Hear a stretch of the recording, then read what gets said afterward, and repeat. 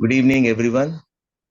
Warm welcome to all of us, all of you who have joined today for this webinar on IIM Ahmedabad's blended postgraduate program in management.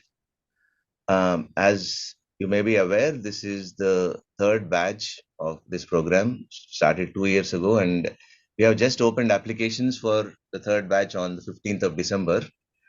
And today we plan to provide you some broad overview of the program, introduce you to the program, and answer some of the questions that you may have as you make decisions about applying for the program. My name is Ram Mohan Turaga. I'm a faculty member here at IIMA in the Public Systems Group. I'm currently overseeing the admissions for the third batch of the program. Today I'm joined by Professor Joshi Jacob, who is the chairperson of the BPGP program at IIMA. He's a professor in the finance and accounting area.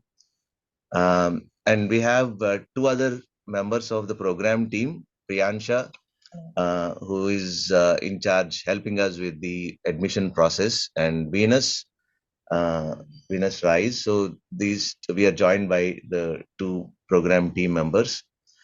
So the way we would proceed is I will start with giving a broad introduction to the program through a presentation that should take approximately 20 minutes.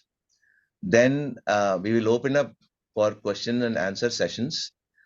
So the way we think it works is the following. As I make presentation at any point in time, you can type in your questions in the chat box that is available on your screen. And we, wherever possible, we will directly address your questions on the chat box.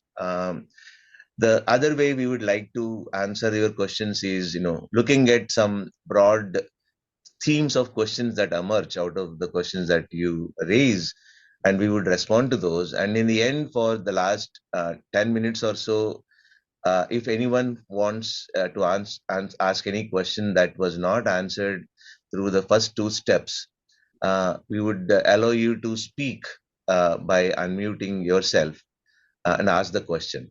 Right. So that's sort of how we are going to proceed today. Let me begin with a short presentation where I'm going to introduce you to the program as well as talk a little bit about the admission process. Right.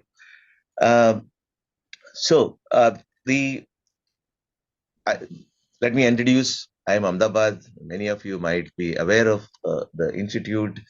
It's ranked number one in India's NIRF management rankings for the sixth consecutive year last year. It is Equis accredited. It's an international accreditation. It's been accredited for a long time now. Among the first Indian business schools to be accredited by Equis. We are ranked 31 in the Financial Times Global Rankings in 2025 and 22 in QS World University Rankings in Business and Management Studies. So, one of the top institutes in India. And we, as I said at the beginning, we started this program 2 years ago in response to the improvements in technology to offer such courses online post-COVID, and the need that we felt to provide opportunity for working professionals to do their MBA without sacrificing their sort of careers, without any career breaks. So what it fits into the third program that IIMA offers, an MBA program. The first is the flagship program, so it's a 2 year PGP program for fresh graduates. More than a decade ago, we started PGPX, which is a residential program for experienced professionals. It's a 1 year residential program, and BPGP we started in 2024 to for working professionals. It's a 2 year MBA program for working professionals, right? And in terms of the way we have designed and have been executing this program, in terms of its learning approach and rigor of the program, it is very similar to the PGP and PGPX that have been around for a long time, right? Um, to give you a broad overview, it's 2 year program. You will get an MBA degree at the end of it. It's designed for experienced working professionals who are seeking to accelerate their careers. Then it's offered in a blended format. What we mean by blended is that there is a certain component, about 20% of the component, that is offered live online, on campus. There is a campus module every term for a week, and the rest of it, the 80%, are offered as live sessions, right, taught by IIMA faculty, and you will join online from wherever you are, right? Um, and some of the key features, as I said, live sessions, which will be direct to device, which means that you can be anywhere and attend the classes. Of course, meeting certain requirements to ensure that you can actually have uh, sort of uninterrupted experience while attending the classes. IIM Ahmedabad is known for the case-based teaching approach. The Most of the courses are taught using case-based approach, and we have given the legacy of the institute very strong alumni network, and we are creating opportunities for participants of the BPG program to network with both industry and IIMAs, leverage IIMAs alumni networks. And finally, we have also introduced an optional international immersion program. It depends on both voluntary on the part of the participants who get selected to decide whether they want to participate in this program or not. But we typically identify an international MBA program and provide opportunity for those who opt for it to experience an international program. Is that sort of an optional part of the program? And in terms of curriculum, we sort of the three sequence of curriculum, which is starting with pre-MBA module even before you come to the program, if selected. You have to sort of complete certain online courses, which would act as something that gives you sort of certain foundations, right, to do well in the coursework that comes later. When you enter, the entire first year will be a core course curriculum, which provides foundation in management fundamentals, analytics, business context, and leadership skills. So the entire first year will be the core courses, compulsory for everyone. And in the second year, we have a set of electives, which are things that you would choose based on your interests and your career aspirations, right? To give you a just sense of um, the kind of electives that we have been able to offer in the last two terms for our first batch. We have generative AI in management, the anatomy of leading and leadership, carbon finance, new venture financing. So cutting across different functional management areas and entrepreneurship, we have electives. This broadly gives you an overview of the curriculum across the 2 years. Then, as I said, IIM Ahmedabad is known for case pedagogy. Many of our faculty write cases, and those of you who do not know what case pedagogy is, basically we document real life organizational decisions, and we use those in the classrooms to draw concepts and create sort of introduce you to theoretical frameworks by looking at real life decision making in organizations, right? So that's and many of us write cases for the courses that we teach, right? But case pedagogy is one part of the sort of set of pedagogical tools that we use in the program. The others are simulations, peer-to-peer experiential learning. Some of them involve lectures, and some of them involve project courses, which I will introduce to you a little later, right? And so, this is what case pedagogy, and the other feature that as part of the program is also what we call project courses. Right? So there are two kinds of project courses.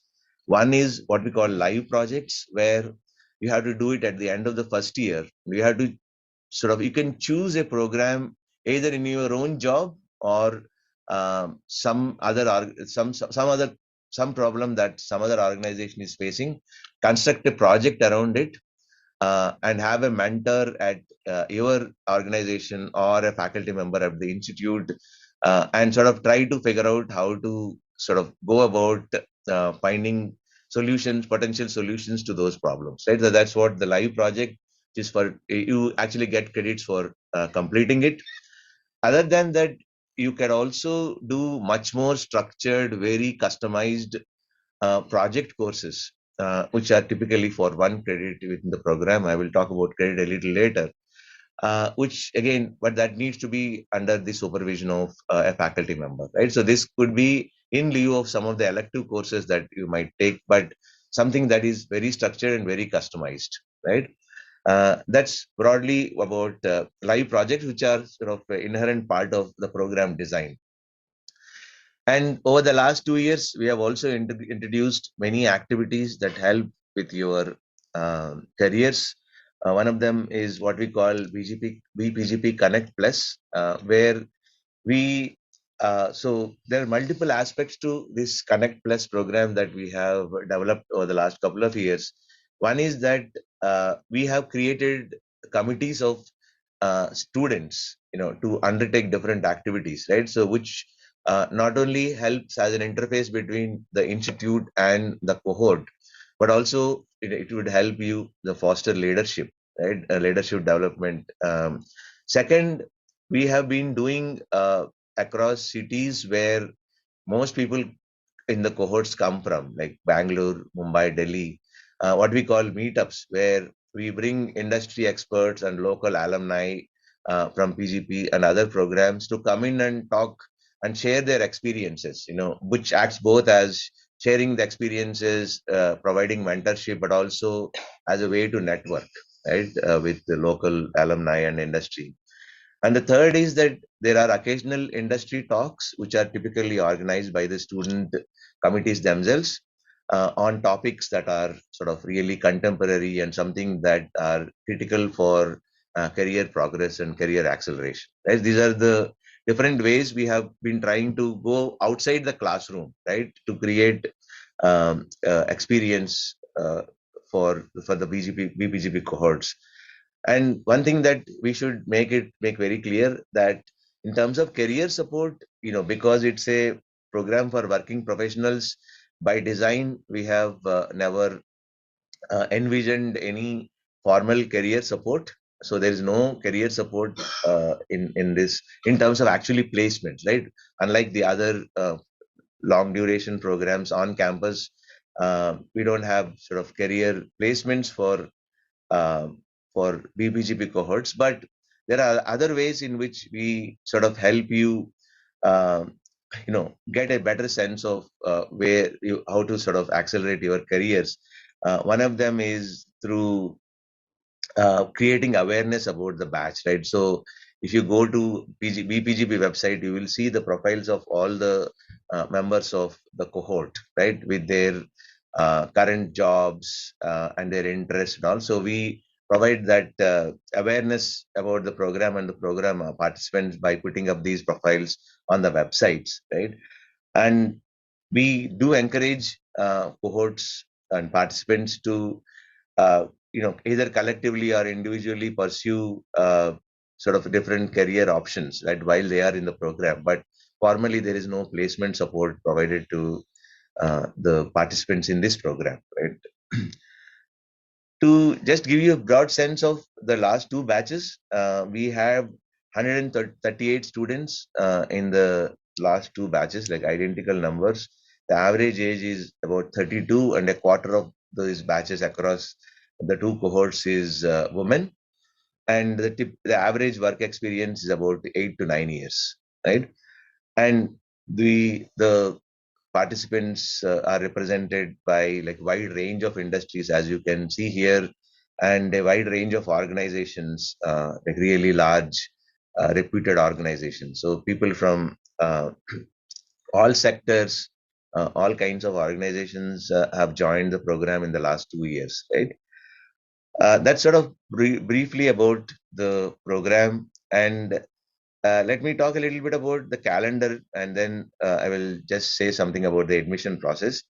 So, as I already said, it's offered as a in the blended mode, partly 20% offline and 80% online.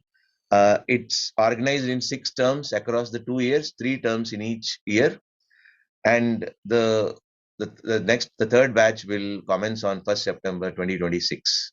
Right? Uh, this is the typical program week in the first year for sure. Like there are 8 sessions every week, two each on Thursdays, Fridays, and Saturdays in the evening from 6:30 to 9:30, and two sessions on Sundays in the morning from 10:20 to 1:10. So you have 8 sessions in a week that you have to prepare for and attend.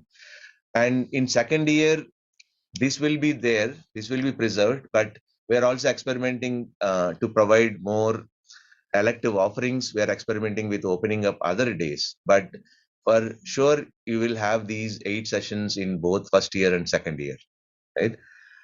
Um, so coming to admissions, who should apply for BPGP? No, as we said, this is for working professionals, which means that based on the experience of the last two cohorts, it's pretty intense because you are trying to balance between your family, your work, and the very rigorous uh, MBA program, right? So, which means that you should be able to balance these things effectively. So, we look for people who are confident about their ability to balance across these different things that you need to do as a participant in this program. Then we also look for people with strong career trajectories and well-rounded achievements. And finally, some kind of uniqueness that you can bring to classroom discussions, either in terms of disciplines, in terms of jobs, in terms of extracurricular activities that you have undertaken, something that unique that you bring to add value to the classroom, inside the classroom and outside of it, right? Uh, Eligibility criteria, so many of them are available to you on the websites in case you have any questions or any sort of doubts. But to give you quickly a sense, the minimum requirements are people with a 3 year minimum of 3 years of full-time work experience as on 30th April 2026. Minimum age should be 24 years as on again 30th April 2026. Finally, you should have at least 50% marks in bachelor's degree or equivalent from a recognized institution, right? These are the main sort of minimum eligibility criteria that you should satisfy to apply for the program.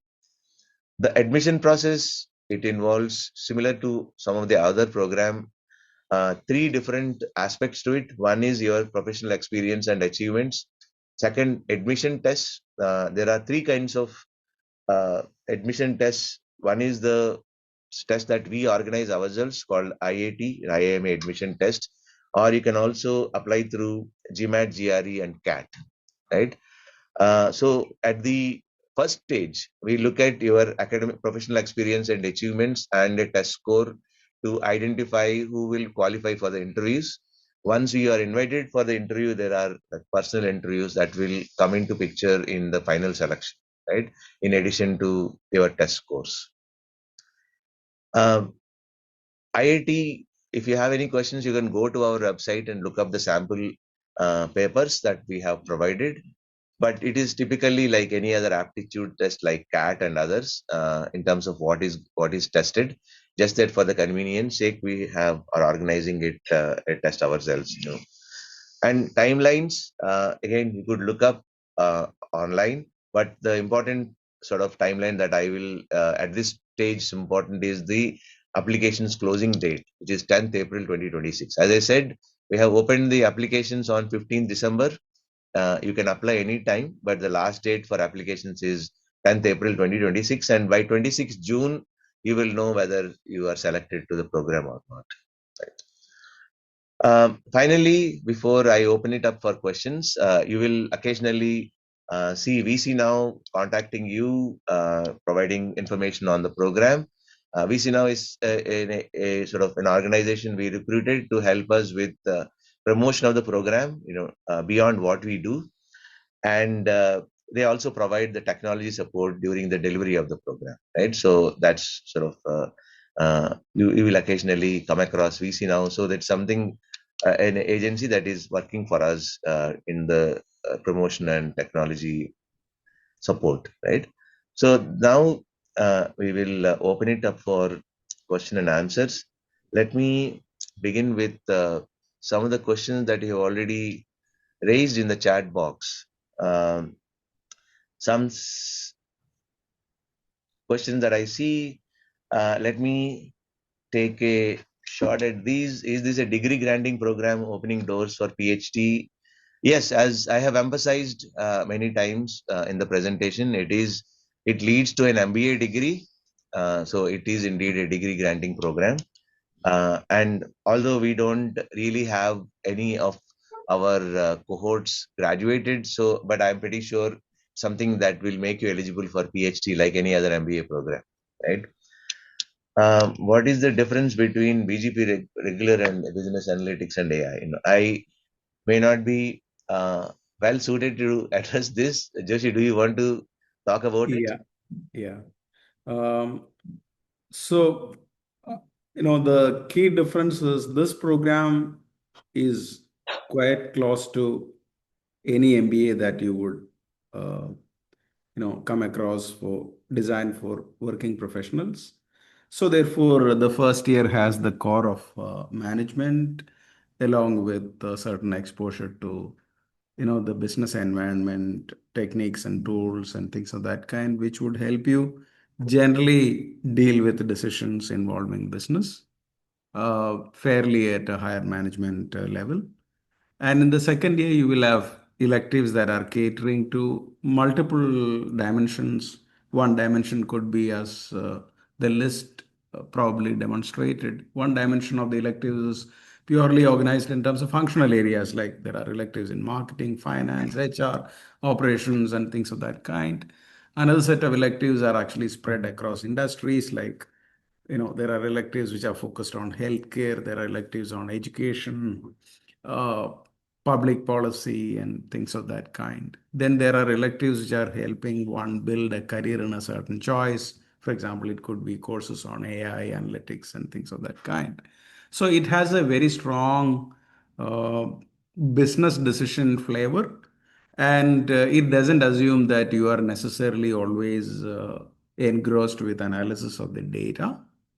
In that sense, the emphasis on techniques and tools uh, is not really as much as you have in the BPGP business analytics and AI program. There, it is more focused on preparing professionals who could handle the data analytic part, analyze unstructured data, structured data, really come up with insights which can help solve problems. So that has a very strong focus on analytics and application of AI as it helps in decision making. This program is actually, meant to really prepare decision makers who may be, involved with the analysis, but not to the same degree as someone whose full-time career is focused on, uh, you know, analytics. Yeah, that's the key difference that we would really highlight. So in a way, we can say that this is closer to an MBA that would be offered by IIMA, like the PGPX program, the closest of which it belongs, or some kind of rehash of the PGP 2-year program, but offered to uh, people who are already exposed to business functions. So in that sense, the number of credits and exposure that they require and where they are actually starting the program is very different. So BPGP AI is a more specialized program focused on analytics and the tools that are catering to that. Yeah. Yeah. Okay. Thank you. Um, I there, thought, Mohan, there is another set of questions which I thought are around classroom recordings, access to classroom yeah. recordings, and timing, and so on. Yeah. So I think within that, one common point is actually the access to recordings. Um, so the whole philosophy of IMA in in approaching the learning, uh, thus it is important to participants, is to really keep it what we call as participant centered, as my colleague had touched upon and even highlighted and gave you some sense of. We follow what we call as a case based teaching. A case is a context which is reflective of the complex reality the business faces, within which a decision need to be made. It could well be like launch of a new product, and you have variety of information that is sitting with you, competition, the kind of market opportunity, the difficulty in, getting the product, delivered to customers and so on and so forth. One is bringing all that ugly reality, which is not so neat, into the classroom. And the participants really, sort of engross with the difficulty in making the choices, and in a way simulate the decision making that might really, as it roll out in an actual business situation.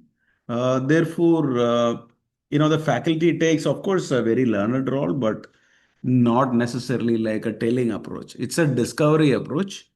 The discovery in the sense that the participants are figuring out why are you really, right in a certain approach, or why you could be wrong with another approach, and what are the trade-offs which are really there in choosing different options, and the participants really play a significant role in that. So that's an experience, and that kind of an experience, we believe, that really makes learning memorable, also fun, and there is a wealth of experience that the participants have as a cohort in a classroom like 60 or 70, and therefore their collective wisdom is reflected there. Therefore, it's an experience to be part of. Therefore, watching the recording or making it available alone will not really lead to the same, because experiencing is learning, right? That's the way we are actually seeing it. That's the reason why we expect the participants to be really actively involved by doing the background preparation, go through the material, ancillary material, work through the numbers, think through the options, and so on. So, therefore, central to the program, central to the learning effectiveness of the program is actually participation in the classroom, which we thought philosophically will get diluted if we actually promise uncontrolled access to the recordings. Because if you are actually in a session, if you feel that, okay, we are all pressured, there is work that I have to do, there is family level commitments, and I'm actually trying to now straddle a third dimension, which is the program. Therefore, it is natural that, sometimes at least the priorities may actually shift away from learning to really something else, which is equally important for your life, and that could really lead to dilution of the program, right? So therefore, our default option is there is no access to recording. However, having said that, if there is a genuine exigency the candidate has faced, it could be a surprise, call by your boss to be really traveling to address an important matter in your profession, or it could be a family exigency or any other. We actually provide access in those exceptional cases with certain protocols, and that's the method that we follow, right? And that's done with a purpose. If it was a really a lecture where the faculty really sort of go from one concept and then illustrate it and then move to another concept and build it like a linear lecture, then I think watching that lecture would be as effective as whether you're actually participating it online or whether you're watching the recording, right? So whereas in a case it's an experience, and therefore when we are recording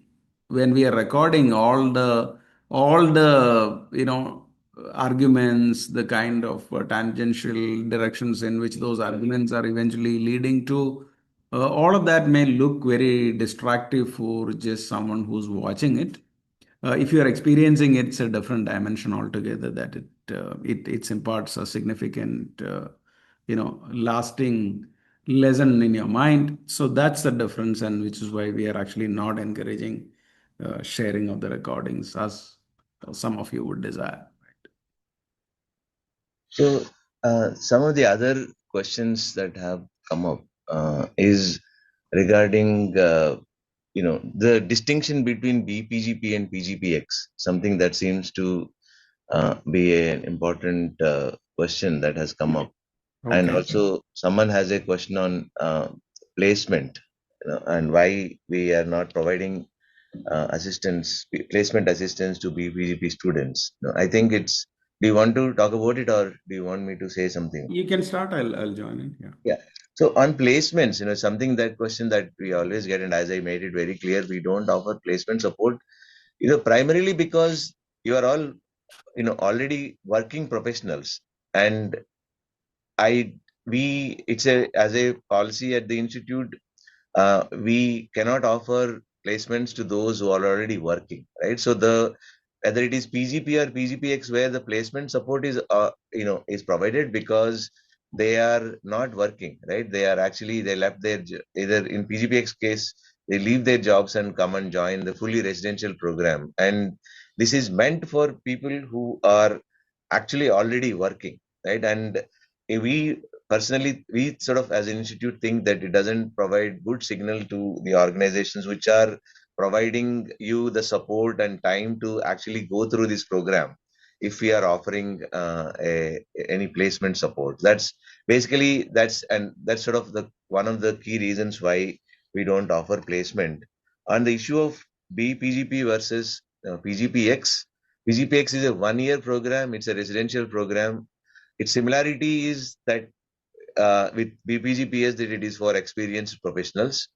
Other than that, BPGP is a 2 year program as opposed to 1 year program, which is PGPX, and they are fully residential while you are doing MBA, getting the same degree while you are still working, right? Whereas PGPX people leave their jobs and come and join the fully residential program, right? So that's also drives why there is placement support for PGPX and not for BPGP. You want Yeah, to so add the something? other point, may I add, Mohan? Yeah. Yeah, sure. So the other points to highlight is, as any program would be, which is done on a, partly away from campus, uh, you may not really have the same set of student-led activities with the same intensity as you would have for PGPX, because they are full time on campus. Therefore they are free to organize a lot of different activities throughout the week, right? So there will be occasional talks by industry leaders. Of course that's true for BPGP as well, but the frequency of that is different, and they have a lot of activities which are like case studies and competition and things of that kind, being part of the larger ecosystem at IIMA. So I think honestly there will be some difference, because you are far away from the action in campus full time because you're engrossed with your work.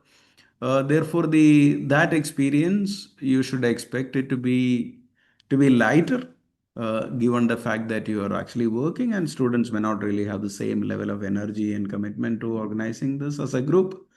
That's one difference that we see. The other difference that I would like to add on, the fact that this program actually runs on, you know, regularly in the evenings, and then weekends, only weekend, Saturday, we actually have regular sessions in the evening only, and Sunday, two sessions. So therefore, the total slots available for scheduling courses, not the core course, the electives are limited.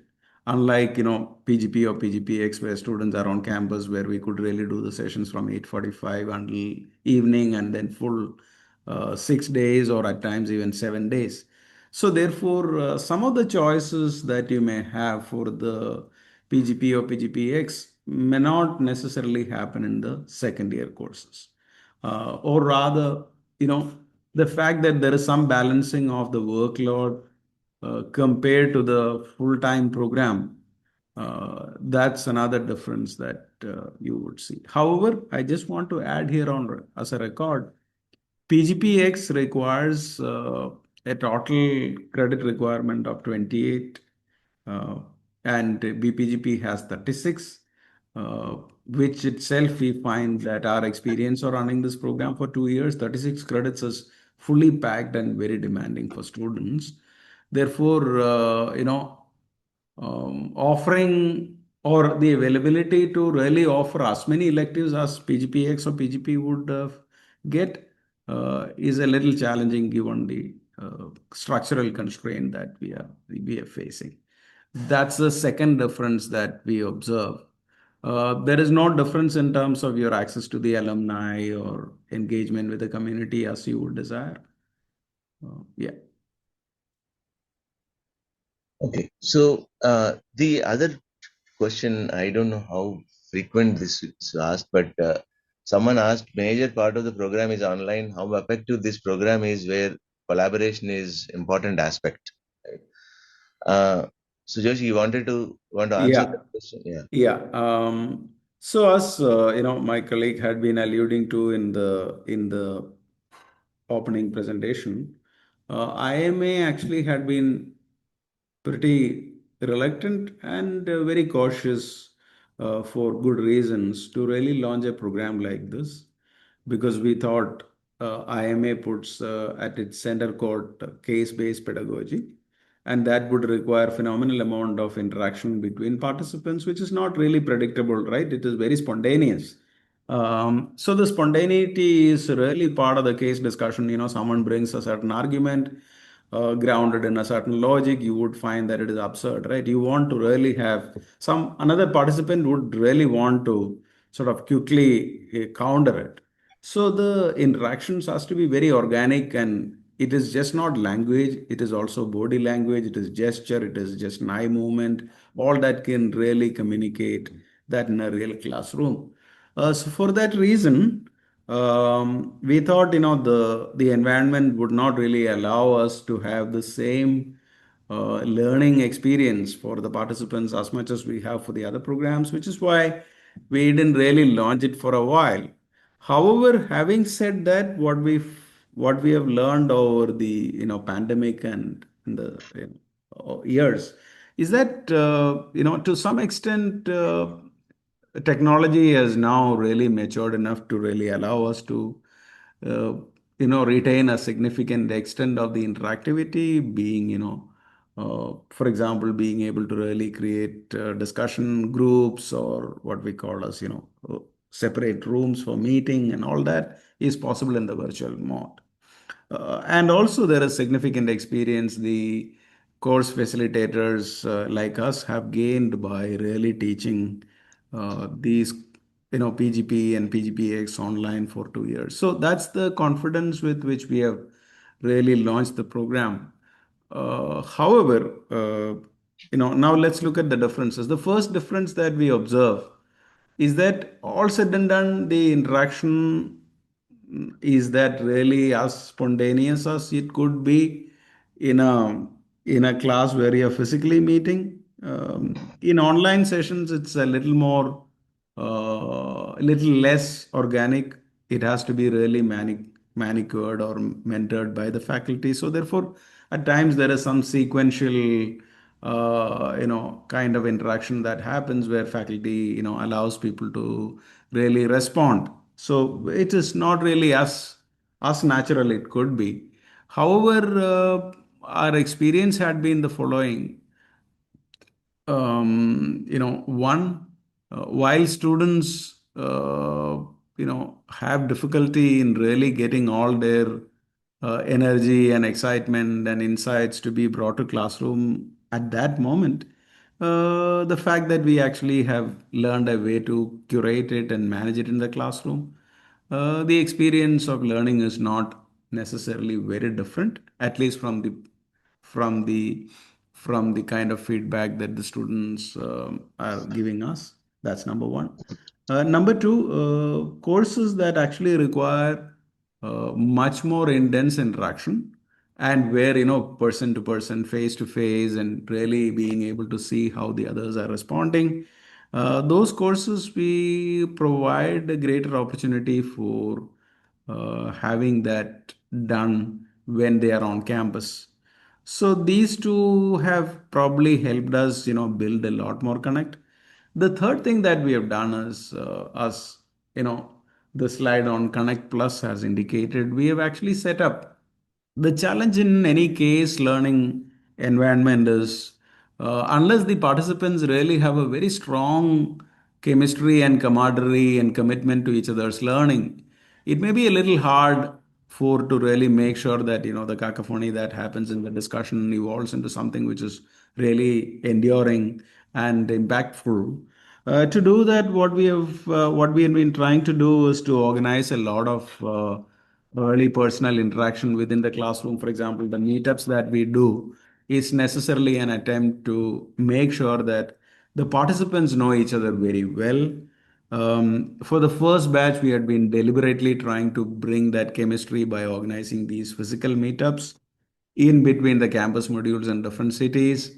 Then what has happened is what we have actually triggered as really metastased into something that organically the batch has taken up, and they have started to really meet in person, in groups, even before the program is launched officially and throughout the program. So I think there is a very strong commitment to each other that has been built up in the program, which is allowing part of this to be the challenge of doing this online to be overcome with the additional interaction, touch points, and activity zones that we have created. Yeah, that's the kind of experience that we have. So to just sort of sum it up, our experiences we wouldn't really ever claim is as good as the physical classroom in every respect.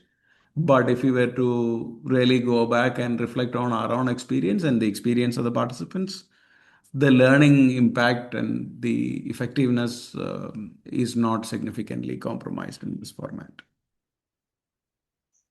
Yeah, we will take a couple of live questions now. Shikhar Gupta, you might want to ask your question. Hello. Yeah. Hi. Uh, so my question is regarding the class format. So it's mentioned, you have mentioned that the classes are online. So are they online as in we can access them through our laptops anywhere, or do we have to attend some classroom physically where we are being taught online from somewhere else? No, That's as we said, what we mean by direct to device means that you can attend from wherever you are. So it could be our office or home, wherever you are, you can just access it from your computer.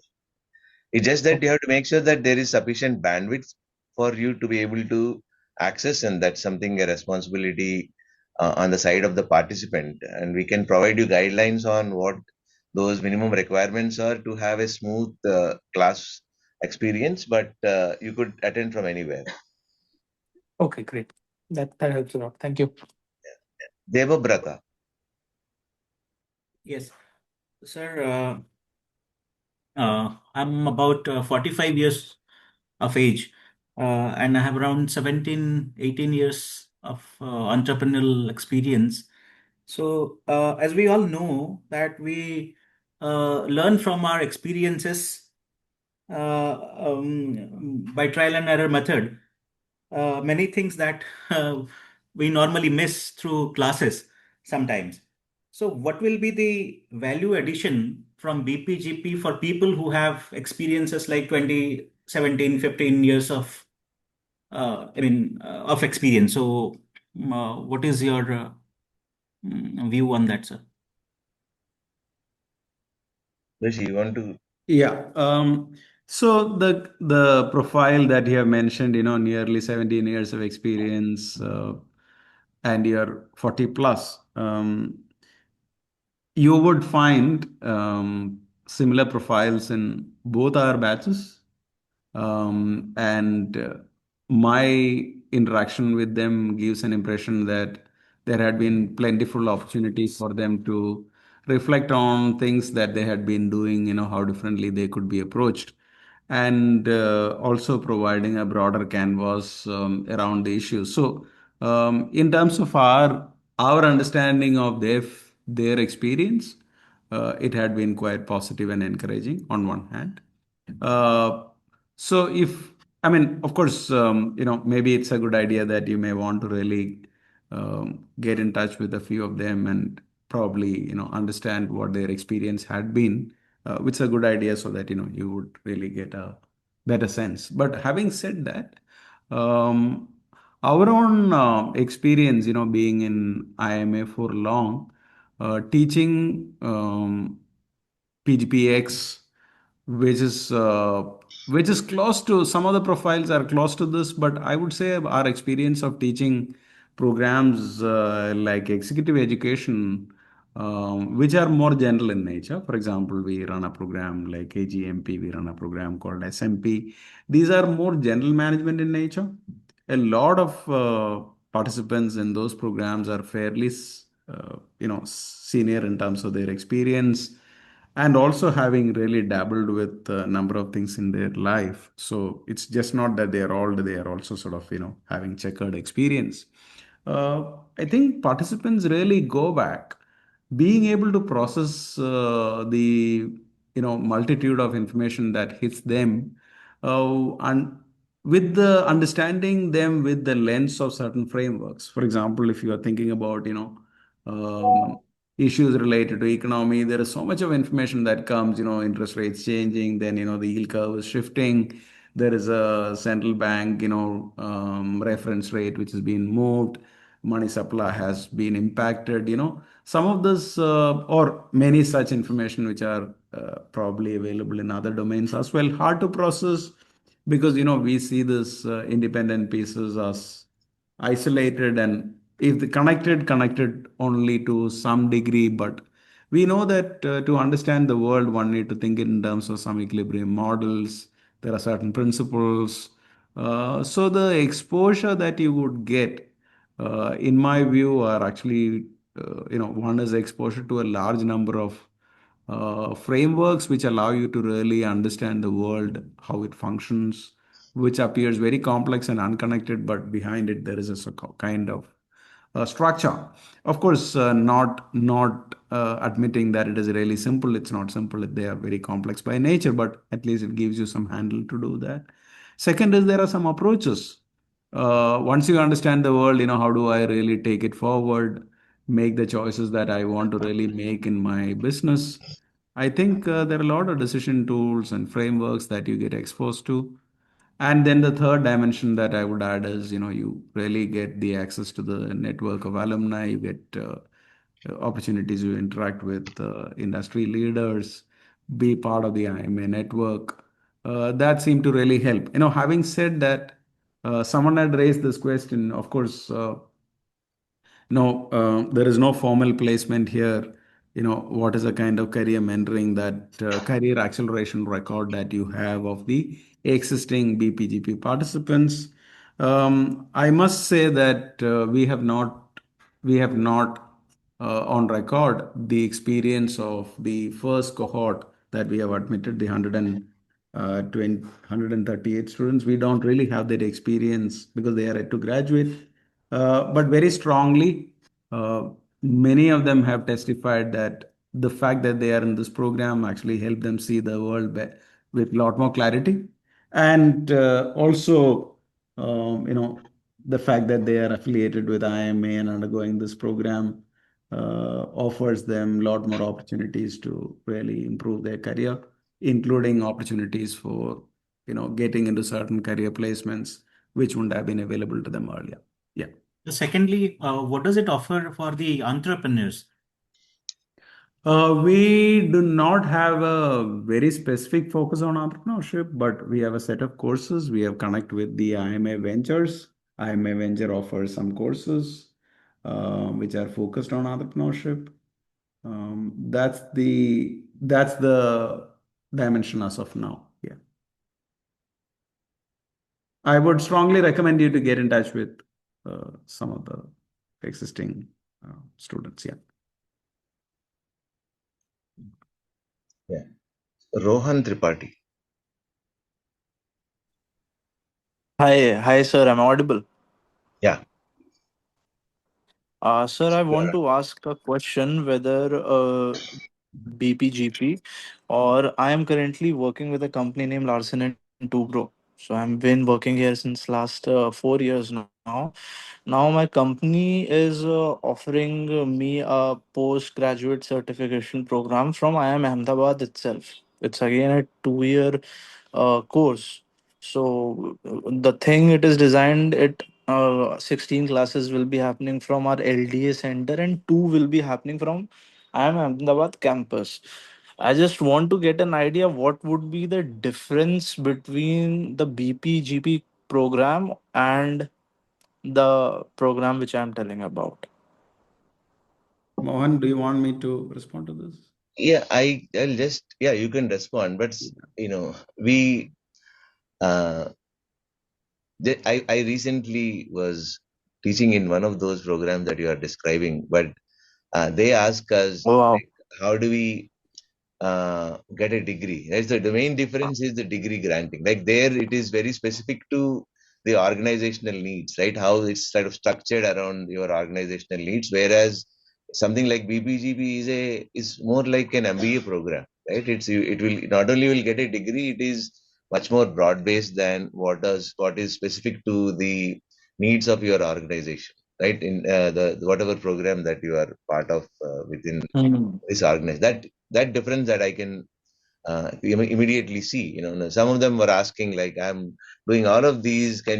Why don't you offer a degree instead of some certificate, right? But that's the program design is very distinctly different from what an organization would want to design to meet its own needs, right, for their employees. Okay, okay. So I got a brochure.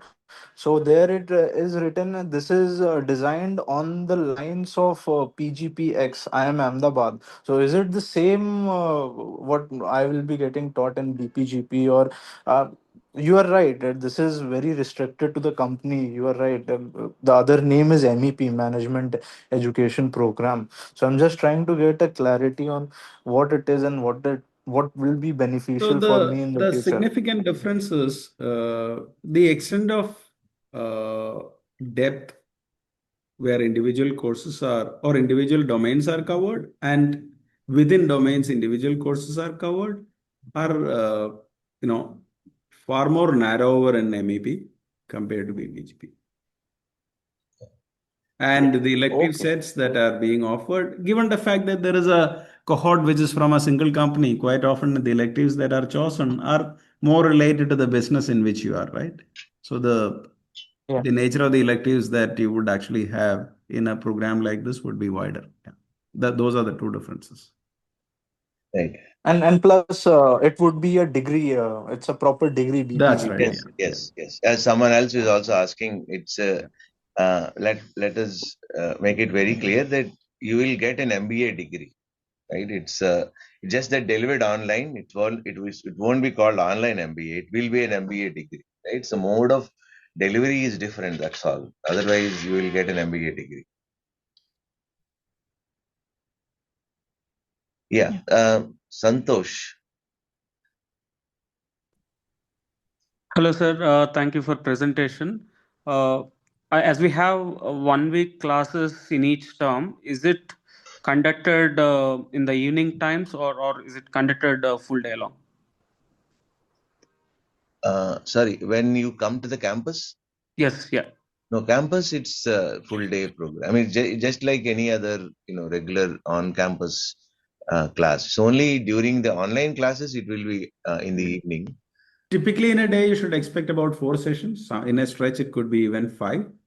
It Mhm. starts at 8:45 and goes to occupy time on 3:45 or 4 o'clock. Yeah. Yeah. Okay, yeah. Thanks for. Samath, yeah, please keep your questions short so that everyone gets an opportunity to.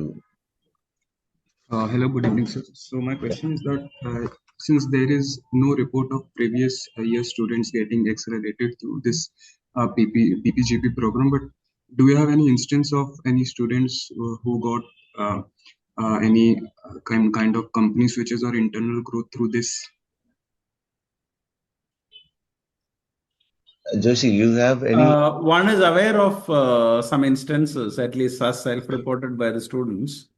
See, since we don't have the batch graduating, we don't have any documented, we have not yet documented such instances, but we do have,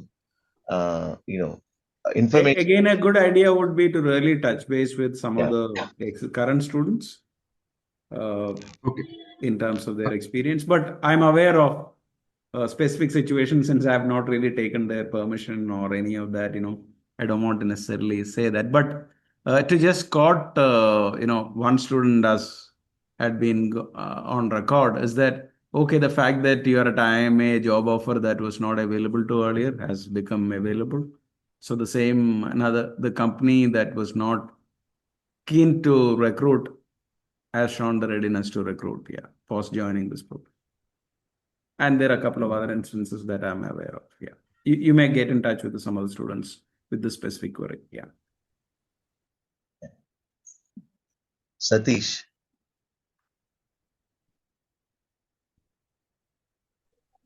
Hello. Good evening, sir. Yeah, so my question is related to IIM Ahmedabad Alumni. Like, how is help us to grow self in professional level? That's what we want to understand, basically.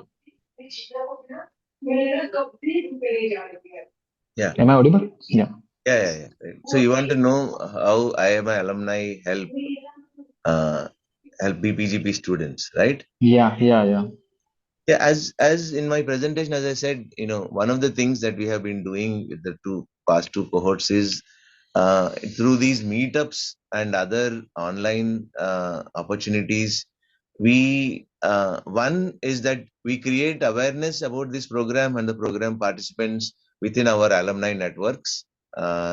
Second, we bring alumni who have been successful in certain careers to come and talk to BPGP students, either when they come to campus for their campus modules, or through online, or through the meetups that happen at various locations in the country. So these are the three places where we bring alumni. For example, if you say that, if the cohort says that they are really looking forward to understanding how AI is affecting career options, then we look for people, or sometimes the students themselves might identify alumni who are able to add some insights, and we bring them either at one of these platforms, right? Either when you come to the campus modules, or through online Zoom calls, or through meetups. We actually bring them, and we have a conversation with them, right, on what to sort of how to think about careers in a particular domain, right? So that's what we have been attempting to do, and sort of that's how it might help BPGP students. Kiren.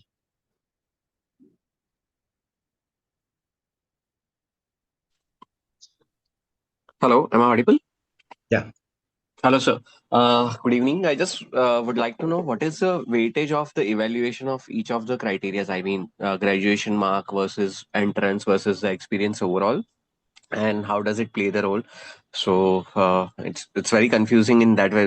There are a couple of criterias. So just to self introspect, if you can just share some details around it. The uh, weightage. So at the initial stage, we look at the sort of academic performance in your previous academic performance, and current your employment trajectory, along with one of the test scores. We combine those two to decide whether someone should be invited for an interview or not, right? The exact distribution of weightage between those two, we will put it up on the website, right now I can't recall immediately, but there is a sort of weightage given to each of these two in a particular that particular distribution, and those matter at the initial interview stage, right? Once you qualify for interview, you will be asked. There will be an interview, and the interview scores will be combined with your IIT score to arrive at the final list of selected candidates. So one thing that before we go to the next question, one thing that I am seeing on the chat that has come up, which I think is important for us to address, is that, look, the program is set up to be rigorous and to get a recognition that is equivalent to the other programs that we have mentioned, PGP and PGPX, which means that we have to maintain certain standards that are accepted to be equivalent to the other programs, which is that the number of sessions. So Professor Joshi has already talked about attendance policy. In all other programs, attendance is compulsory, right? 100% attendance is compulsory. So, which means that if except for, of course, some exigencies like medical, and in your case, because we recognize that some of you may have to travel during the classes. So we are a little more flexible than the other programs in terms of that. But we maintain we don't, while being a little flexible, in order to maintain rigor and create an MBA, even if it is offered online as something that is equivalent to the other MBA programs at the institute, we sort of maintain certain standards, which means that you cannot, you should be very careful when you apply, because unless you are able to meet these requirements, for example, being able to attend the classes as regularly as is required. Without that, it's not a good idea for you to sort of come into the program, because we don't compromise on that, right? Whether it is exams, attendance, both in the online sessions as well as in campus modules. For example, in the first year, we give no exception to missing campus modules, right? Because it's consistent with our 100% policy, right? And as we said, we do understand some of the constraints that are different from other programs, so we're a little flexible in allowing to use recording and all. But if you don't believe that you can consistently meet the program requirements in terms of attending the classes and completing the coursework, then you may want to seriously rethink applying for the program. That's something we want to make it very clear. So Anand. Yeah, hi. Hope I'm audible. Actually, I had two questions, but to save time, I'll just ask the first one. What I wanted to sort of understand more so was, what in terms of my, whether this program, would help my sort of goal, right? So I wanted to, currently I'm working in analytics role and in audit, and I work at PwC, right? So I want to shift to a consulting role, more specifically strategy consulting. So, in order to find out, whether, what would be the electives or the courses that, of the program that would help me do that, is that something where I just have to, just read through through the through the curriculum, and then I have to find that myself, or should I be interacting with some alumni to find out if this program will help me transition and, shift to consulting, right? So what would be the best way to go about that is what I wanted to ask, if that makes sense. You want to respond? Yeah, so I think you brought up two dimensions of your desire to transition. One is like what kind of courses are offered, and how does that fit one to really move from being doing analytics to where you are actually someone who's advising based on the data or analytics, right? So uh, the second part was like, how do alumni come into play? Does anyone offer, active guidance and so on? In fact, there are set of courses which are strategic in nature, where you take not a functional view, but, more integrative view of the business and solve problems as you are encountering them, not, trying to separate them into different functional areas. Those courses are there. Strategy, I think we have already had 3 or 4 electives, and there are some scheduled for the next term. So I think course-wise, yes, there is, and maybe you should probably take a look at from the office request for the list of electives that are offered in for the last term and the schedule to be offered in the next term.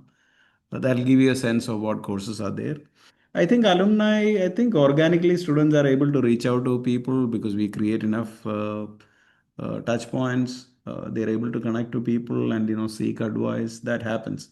Of course, it may be hard for me to predict at this moment who exactly you would contact and what will be the approach, but there is plentiful evidence of candidates being able to really approach alumni and want career guidance, on certain choices which they're making. Yeah. Jitendra. Hello, can Yeah. you hear me? Yes. Yeah. So my question is, as Professor already said, to contact with the alumni. So can we get some students' contact details so we can just discuss with them the previous BGP course? Yeah. Something that we would organize at a later phase, as we did for the last batch as well. We would organize a webinar where the current cohort of students would be involved. So you may be able to directly interact with them as well. And Overall. as I said, we also have the first batch profiles on our website. So they should have the email addresses, right? So you should be able to look at the first batch folks and write to them directly. Want. Dhaval,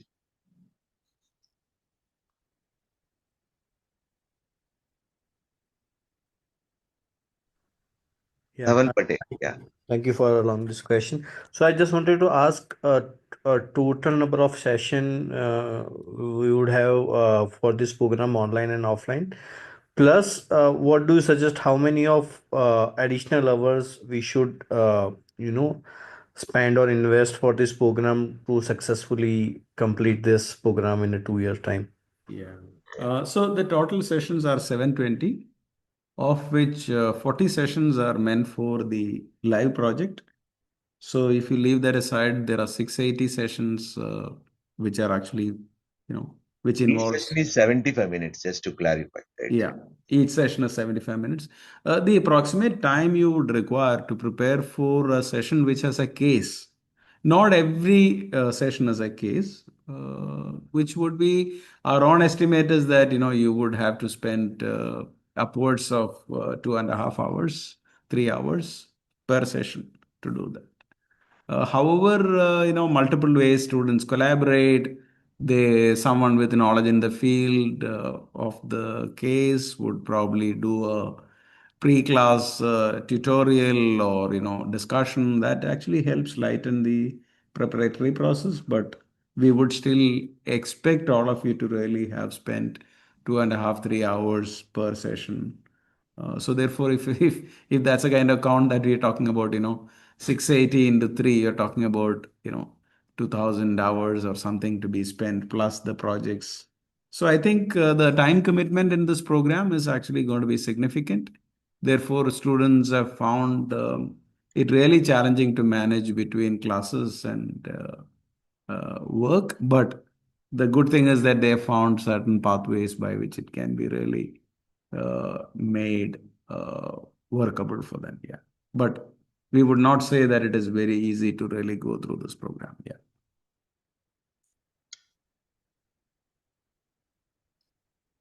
Yeah. Varun. Varun Khanna. Uh, Good evenings, everyone. Good evening, sir. So I wanted to know, like, what is the minimum? I know that it is a 3 years eligibility, right? But like among the cohort, what is the minimum experience that a candidate has had and who has been selected for the program?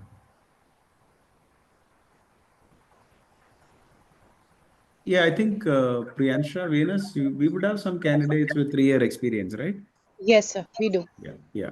So that will be the minimum. Yeah. Yes, minimum 3 years is required. So, of course, up to 3 years, we accept in the program. And we have students who have 6 work experience while they enrolled in the program.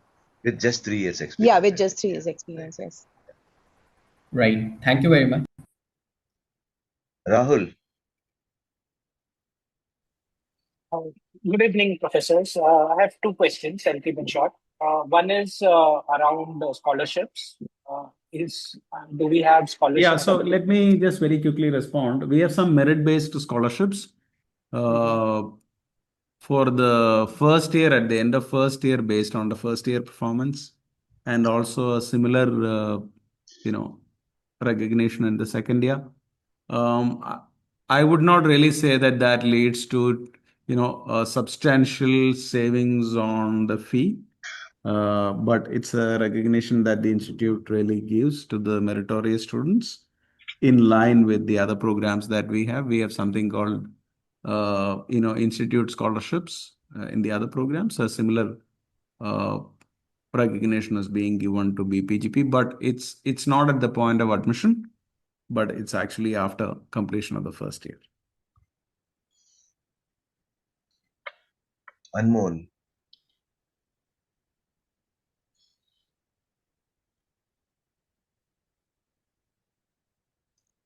Anmol, are you there? We can move to the next one. Amol? Okay. Amol Bhosale. It's Amol Bhosle actually. So the Yeah. pronunciation, yeah. Yeah. So my it's not my question, it's a request. Since this program is specifically built for working professional, and I was going through chats. So many of us would be leaving office, by the time 6:30, 7:30, or 8:30 maybe. So at least for Thursday and Friday, if it is possible to give us the recorded sessions, or to have a repeat sessions on Saturday or Sunday, for specifically for those 2 days, it would be a great help, and that's what my request is. If you could consider, that would be a great help. Under the current provisions, it is not possible, but exceptional cases, as we said, we provide it. And we have had a lot of discussion over the last 2 years since the beginning of the program on these timings and their compatibility with the working professionals and the practicality of actually, fulfilling all the sessions that are part of the program. And this is a schedule that we have come up with, having looked at all those possibilities. So at this point, I would say that we are sort of relatively constrained in terms of changing the timing or making these videos available for a large cohort of people for 2 full days. As Professor Joshi already said, this we as a policy we think that the use of recorded sessions should only be uh, under exceptional circumstances. Otherwise, there is no difference between our program and the programs that are offered with asynchronous sessions, right? Yeah. Nehank.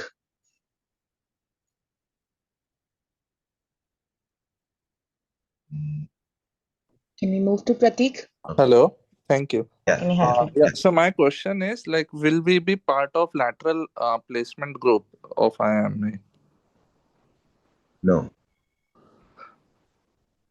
Okay.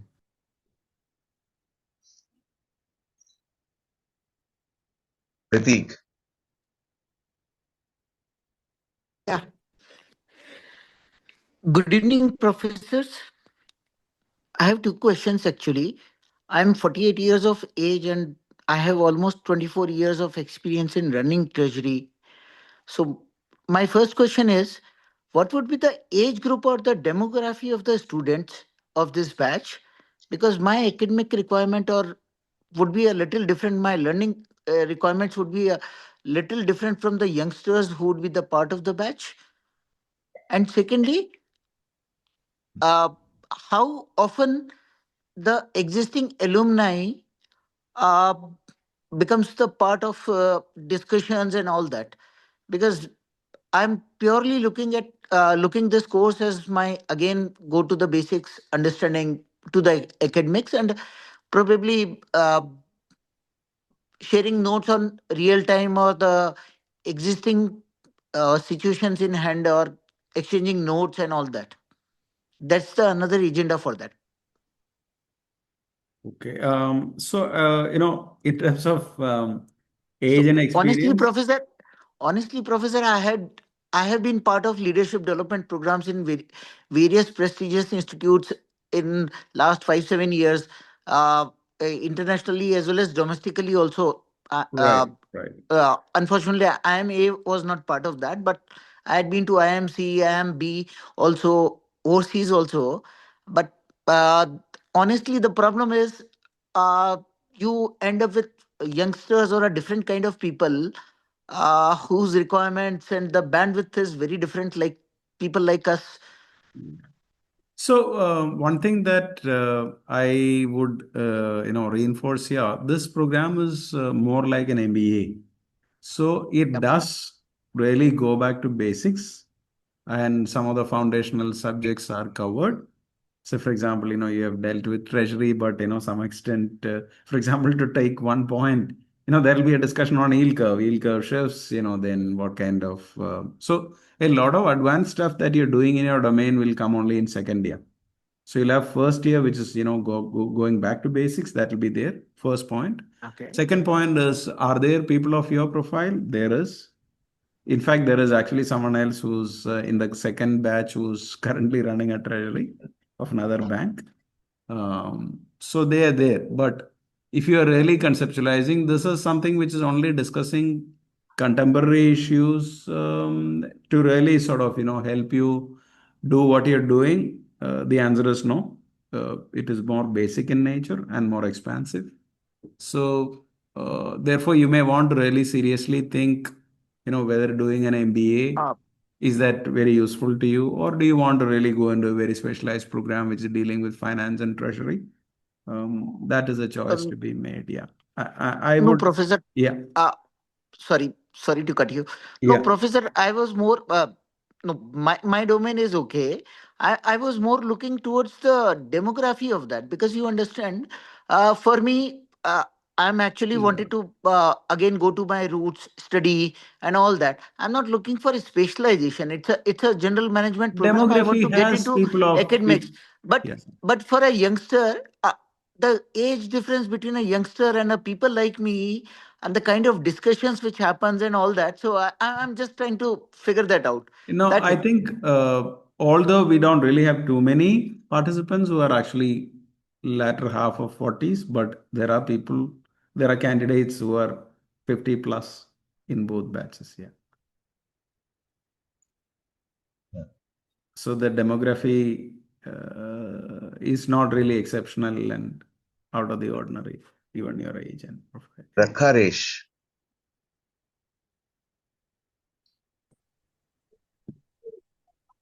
Hello.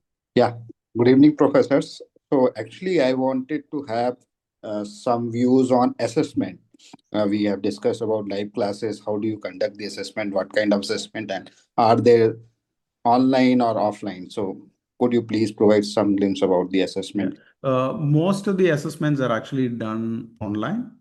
Very rarely we have assessment, which is you're referring to exams and so on, which is actually done offline, because we think that it's important to really preserve the offline on-campus interactions for classes rather than for evaluation, because that becomes an obsession then and will distract everyone. Therefore, what we do is we actually have proctored exams. Okay. That's the format in which we are doing it. So they are not really like unsupervised. They are supervised with some protocols which are laid in place so that the integrity of the exam is not compromised. Yeah. Okay, sure. Thank you. Thank you. Anoop. Good afternoon, sir. Can you hear me? Yeah. Yeah. Yeah, myself, I am Anoop. I am from UK actually, from Manchester. Um, I was planning to do a executive MBA. I'm already into the industry for like more than 15 years. But then I saw this particular program. So, but after listening to you, the timing, the Friday is still okay for me, but the Thursday, 6:30 means I need to be here in the class, maybe like by afternoon, which is not possible for me. So do I fall under that exception category, or I have to miss that class? Yeah, If let's the say exceptions are not really like, if it is to be regular, then it's not an exception, right? okay, So therefore, that is going to be challenging. And you have to, an exception is for exigencies, personal or professional, not. okay. Yeah. So in that case, I won't be able to join the session, right? Class. That's right. Yeah. Yeah. Okay. Ankush.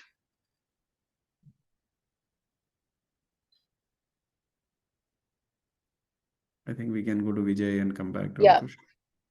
Vijay Soni. Hi, thank you, ma'am.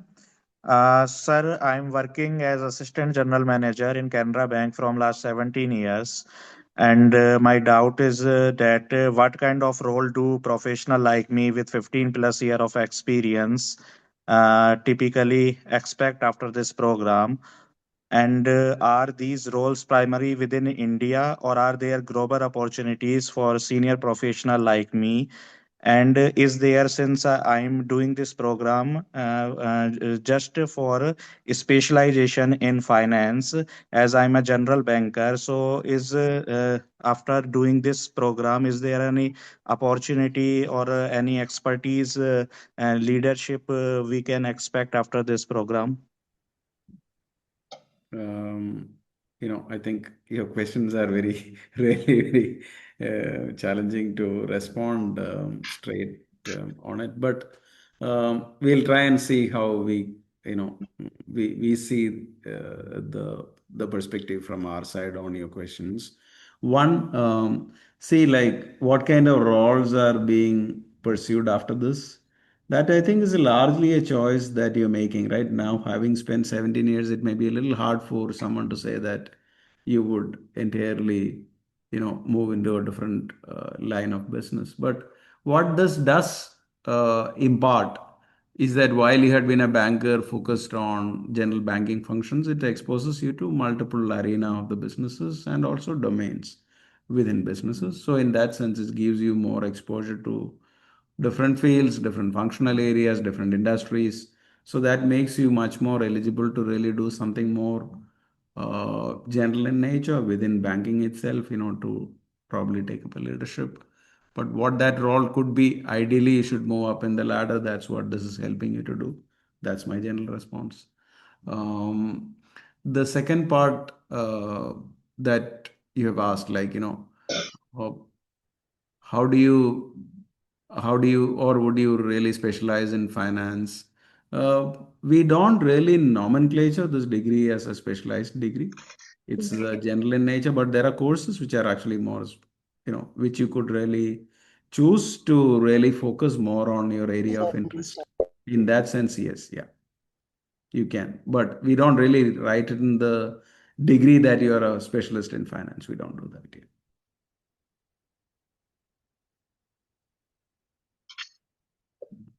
Yeah. Also, again, you may get in touch with current students who probably have similar profile. You can search them. There are.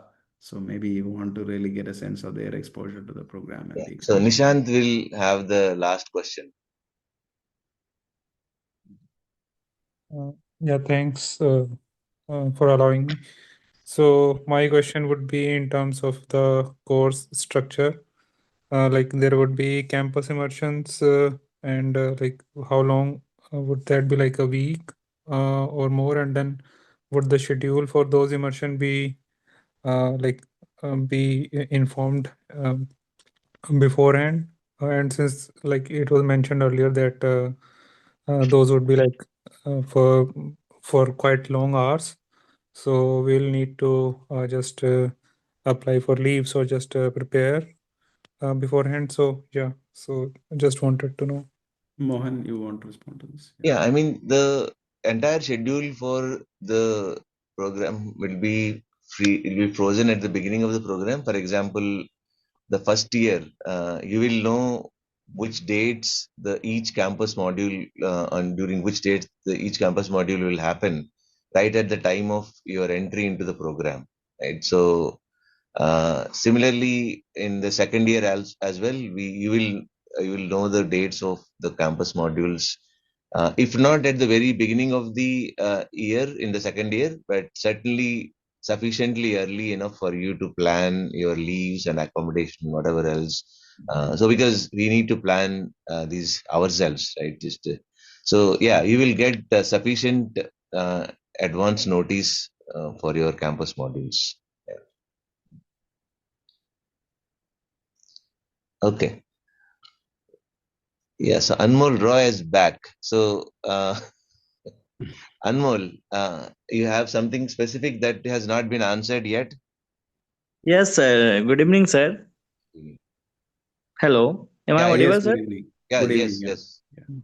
Sir, actually, I want to know that someone has done already completed their MBA and they are doing job. So, how this program will be helpful for them, or is they are uh, online can do this program or not, sir?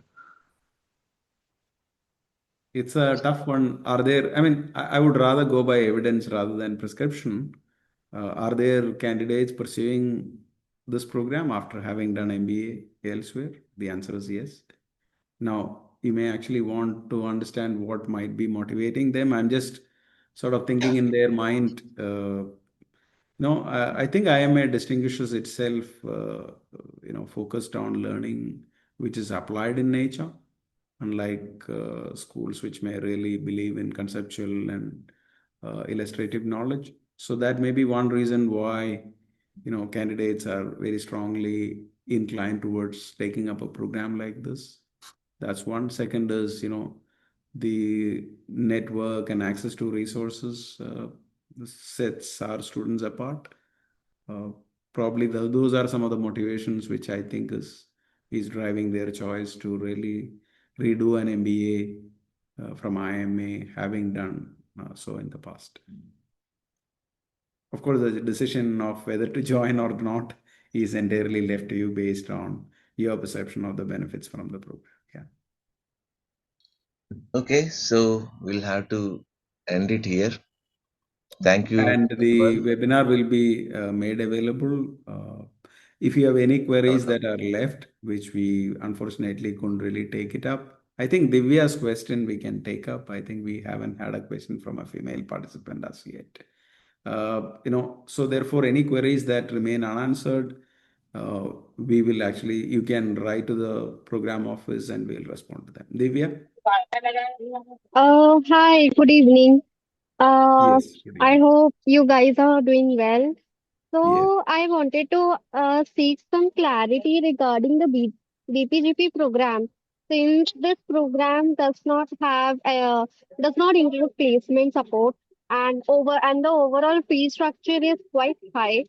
And like I just want to understand how participate participate participants generally evaluate their career growth and progression after completing this program. Also one more thing, I I also wanted to check, does IIMA provide regarding accommodation facilities or any other uh, accommodation facilities like Yeah. the And let's start with the easiest response. We by default we do not provide accommodation during your campus visits, but however, whenever that is available, we are open to providing that, and there are instances in which we have provided it, but just we don't take up that commitment because we don't have those facilities straight available. That's the accommodation part.